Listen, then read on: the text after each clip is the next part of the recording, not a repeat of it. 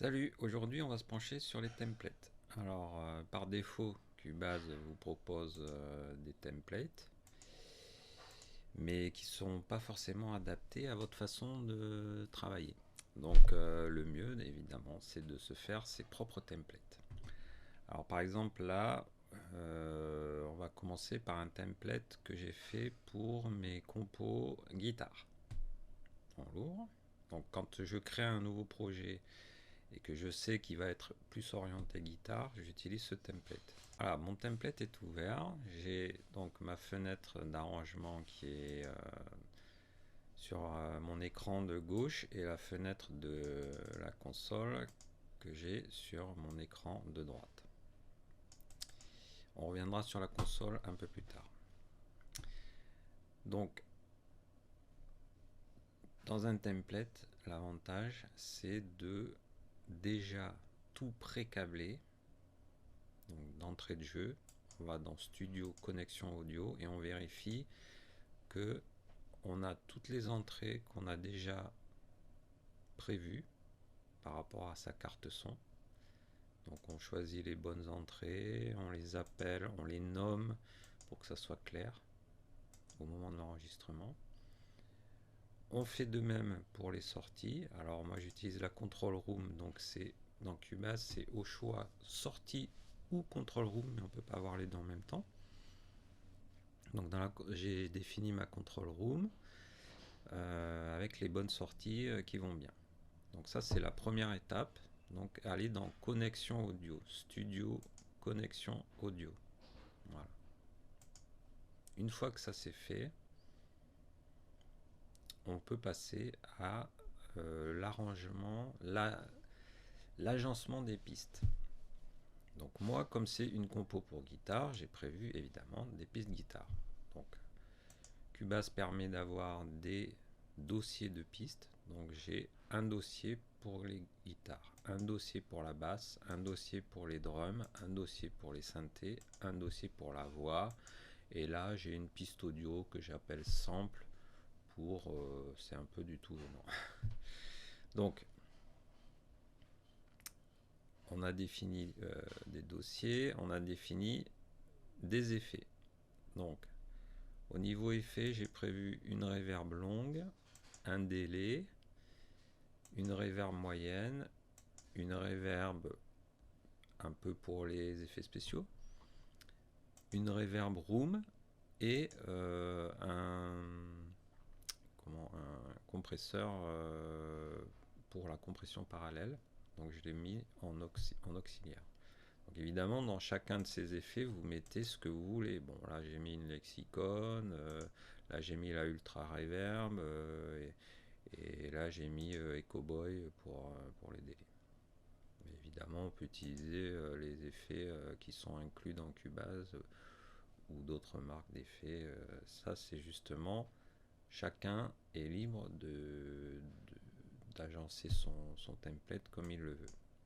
Une fois que j'ai mes effets, je définis mes pistes. Donc, guitare, j'ai prévu une piste de guitare rythmique avec déjà tous les effets d'insert préparés. C'est-à-dire voilà, l'émulation de préampli, l'émulation de HP, un petit compresseur à la sortie, guitare solo, voilà, là j'ai mis que guitare rig, mais bon, là j'ai mis une piste MIDI pour contrôler avec mon pédalier MIDI les effets de la guitare solo, et puis une autre piste de guitare clean.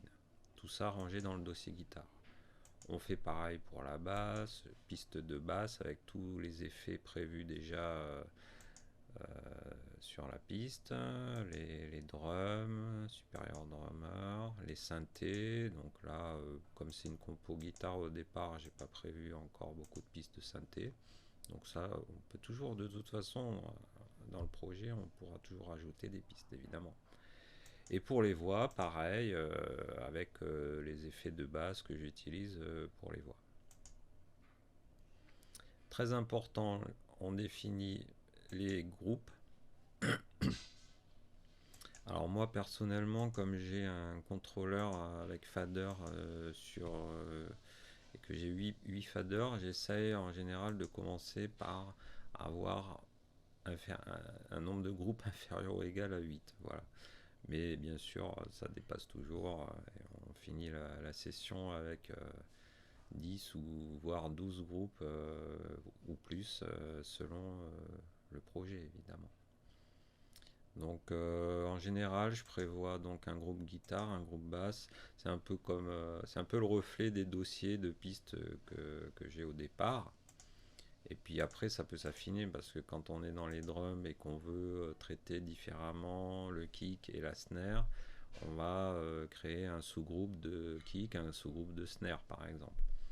Et pour les voix, on va créer un sous-groupe de backing vocal pour les chœurs. Donc ça, après, on peut déjà le prévoir au moment du template, hein, évidemment. Après, c'est à vous de voir jusqu'où vous pouvez aller, parce que vous pouvez aller très très loin dans la mise en place des templates. Donc ça, c'est un template que j'ai fait pour pouvoir enregistrer une guitare rapidement avec une basse et un rythme, et puis voilà, quoi. Après, ça peut devenir un vrai projet, mais déjà, j'ai mis en place pas mal de choses. Ce qui fait que j'ai juste à cliquer sur une piste, guitare rythmique, je branche ma guitare et hop, je peux commencer déjà à enregistrer. Donc ça évite de devoir aller dans projet, créer une piste, audio, FX, groupe, de relier la piste au groupe, parce qu'évidemment, tout est prévu d'avance. Donc là, par exemple, ma piste guitare, elle est prévue pour aller dans le groupe guitare, évidemment. Ma piste de basse, elle est prévue déjà pour aller dans le groupe basse. C'est ça l'avantage du template. On ouvre le template et on a à disposition déjà tout pré-câblé. On n'a plus qu'à enregistrer. J'espère que vous avez compris l'avantage que ça peut procurer. Alors, pour en venir à la console, voilà. La console, pareil, j'ai déjà mis des petites étiquettes d'images pour repérer chaque piste, des couleurs de pistes. Dans la version 10.5, on pourra coloriser toute la tranche pour chaque piste. Et j'ai prévu un VCA pour contrôler tous mes groupes. Comme ça, je peux gérer le volume de l'ensemble des pistes de groupe. Et on voit tous les effets que j'ai mis dans les inserts et quelques effets déjà prévus en send. En sortie de mes groupes, j'ai prévu l'émulation de console de Waves qui me permet d'émuler une SSL, une Neve ou une API, une mic. Et sur le bus de sortie principale de gérer tous ces groupes pour simuler une console analogique. Sauf que ce qu'on peut faire dans le template, c'est activer ou non les effets qu'on souhaite déjà d'entrée de jeu. On ne va pas surcharger la session d'entrée de jeu puisque ça ce sont des effets que j'applique au moment de faire l'export final. Je ne vais pas les utiliser pendant le mixage. Donc ceux-là, je les ai insérés, mais je les ai bypassés. Voilà. Donc une fois que ça c'est fait, qu'est-ce qu'on fait? On fait fichier enregistré comme modèle, parce que template en anglais, ça signifie modèle. Voilà.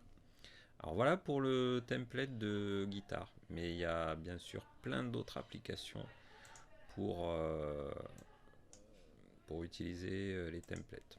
Je peux vous en montrer déjà quelques-uns.